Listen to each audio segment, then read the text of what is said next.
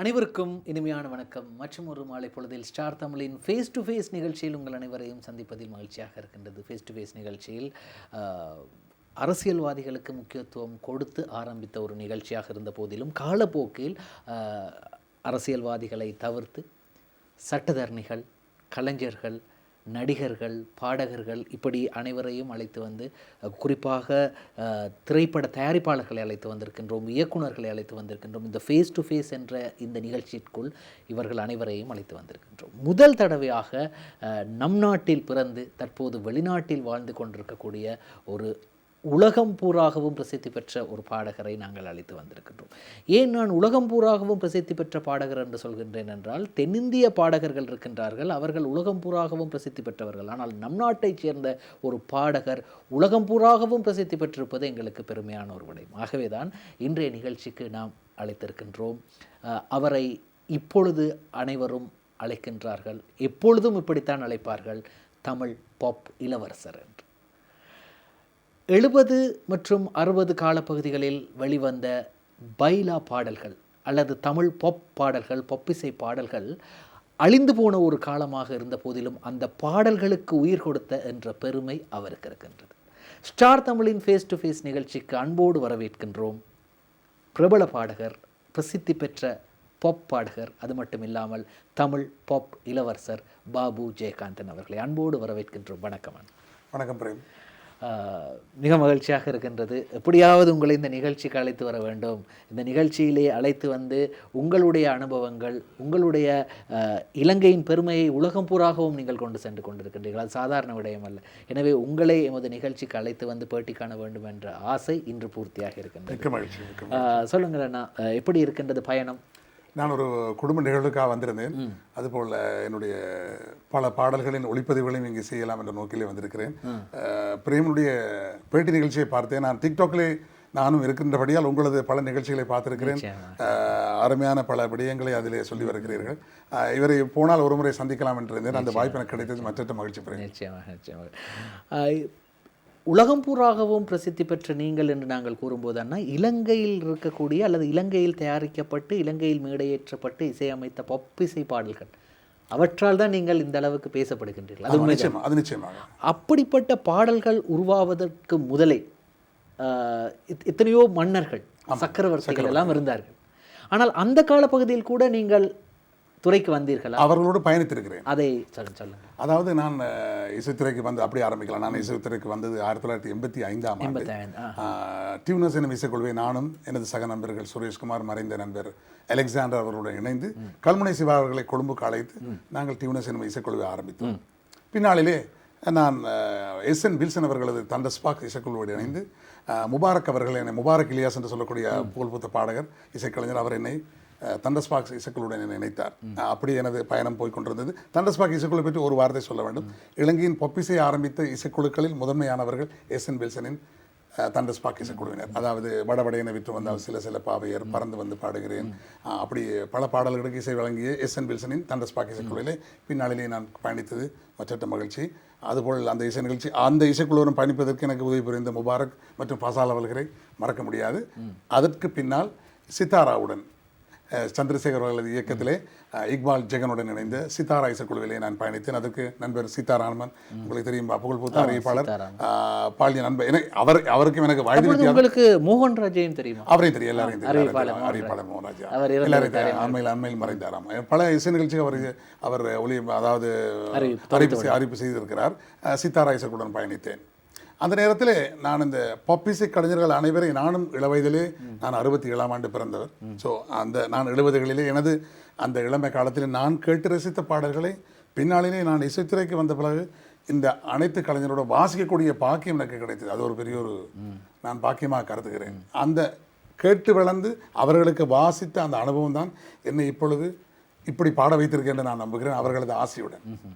அப்பொழுது நீங்கள் வாத்திய கலைஞராக? ஆனால் ஒரு தோல்வாத்திய கலைஞர்.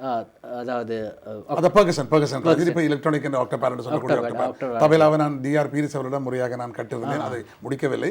இருந்தும் நான் அதை படித்தது தோல்வாத்தியம் என்றபடியால் அந்த தோல்வாத்தியங்கள் அனைத்தையும் வாசிக்கக்கூடிய வாய்ப்பு, தபேலா, டோலக் மற்றும் ட்ரிபிள் காங்கோ, பாங்கோ, கடசிங்காரி, நகரா, டேப்ரவான், உடுக்கு, அப்படி டுக்கி அப்படி நிறைய அது சம்பந்தப்பட்ட தோல்வாத்தியங்கள் எல்லாத்தையும் வாசிக்கக்கூடிய ஒரு வாய்ப்பு எனக்கு கிடைத்தது. அந்த வாய்ப்பையும் சிங்கள திரைத்துறைக்கு என்னை கொண்டு புகுத்தியவர் அப்சரா இசைக்குழுவின் வாணிசி திலகங்களில் ரங்கண்ணா அவர்கள் என்னை கொண்டு போய் அந்த ஒரு இசைத்துறைக்கு என்னை பூர்த்தினார் 90களின் ஆரம்பத்தில்.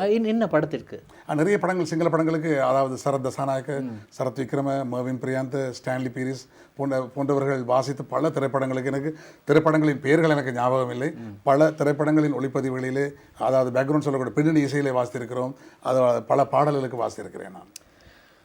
உண்மையிலேயே ஒரு சிறந்த ஒரு தருணமாக இருக்கும். அந்த காலத்தில் நீங்கள் அப்படி வாசித்த படங்கள் திரையில் வரும்போது உங்களுக்கு மகிழ்ச்சியாக இருக்கும்.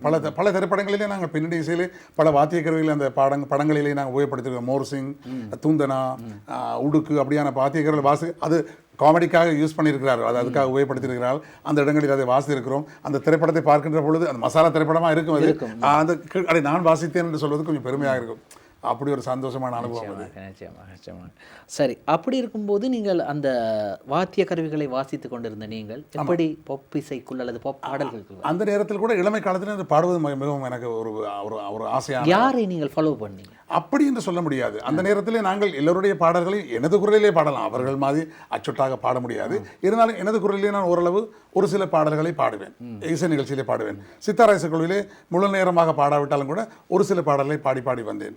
அந்த நேரத்தில் இந்த பப்பிசை பாடல் வாய்ப்பு கிடைக்கும் நேரத்திலே ஒரு சில பப்பிசை பாடலை பாடுவது வழக்கம் அந்த நேரத்தில். ஆனால் அந்த நாடு நீங்கள் சொல்கிறீர்கள் அப்படி என்றால் அப்போதும் கூட தென்னிந்திய பாடல்களுக்கு தான் முன்னுரிமை.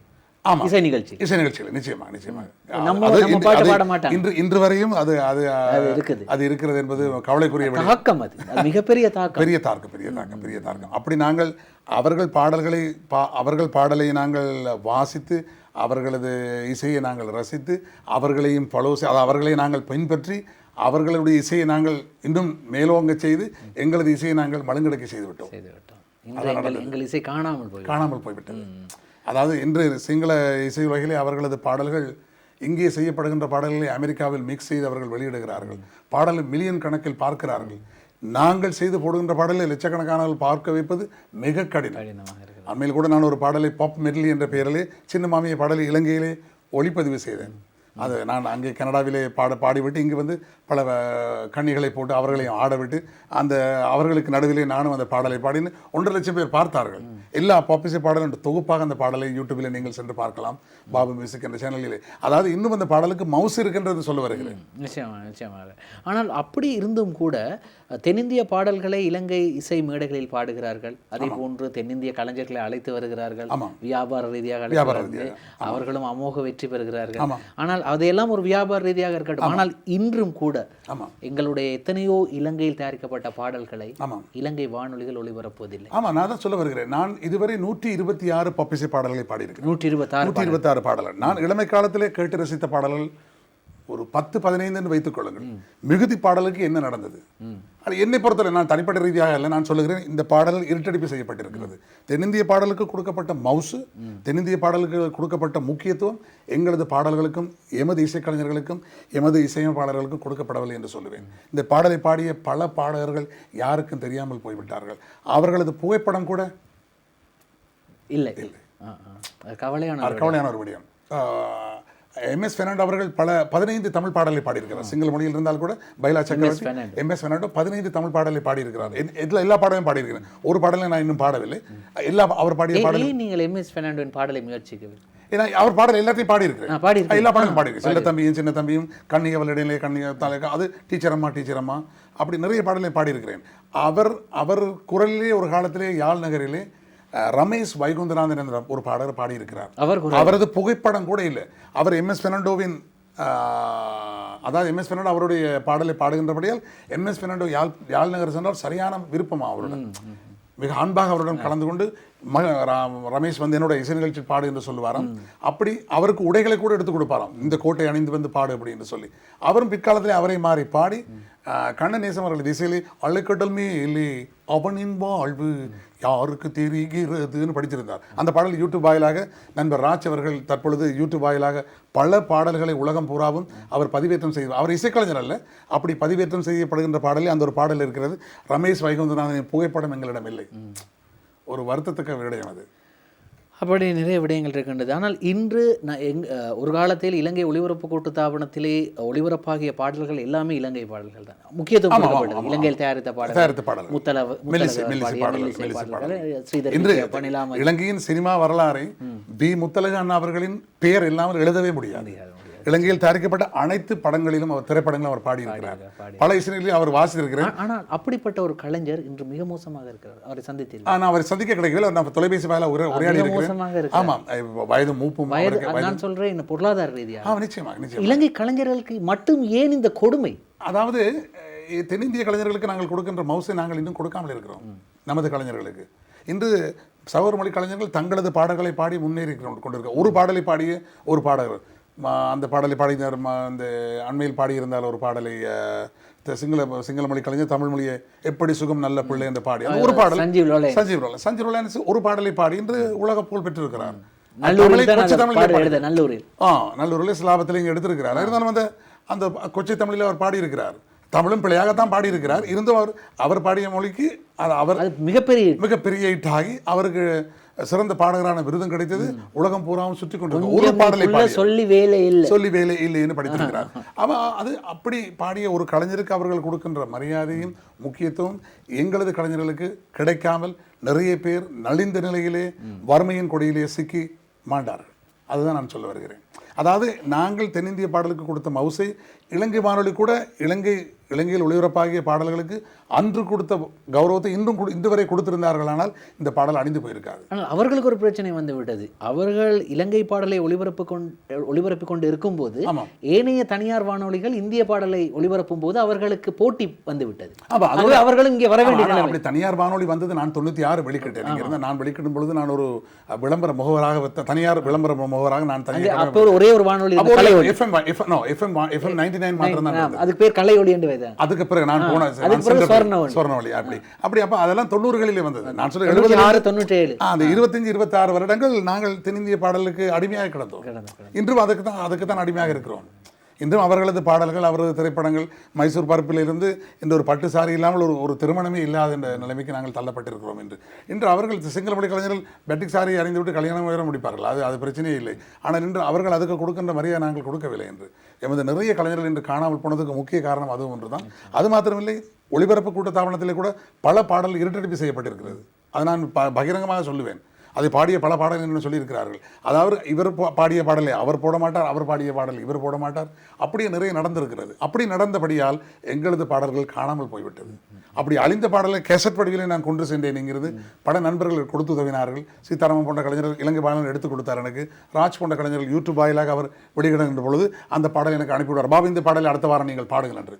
அந்த இசையை மாற்றாமல், அவர்களது வரிகளையும் மாற்றாமல் எனது குரலிலே அந்த பாடலை நான் திரும்ப பாடியிருக்கிறேன். அப்படி தான் 126 பாடல் வந்திருக்கிறது. தற்பொழுது நான் எனது சொந்த இசையிலே நண்பர் கிரிதரன் போன்ற பல இசைப்பாளர் இசையிலே நான் முகமது ரம்சி போன்றவர்கள் இசையை தந்திருக்கிறார்கள்.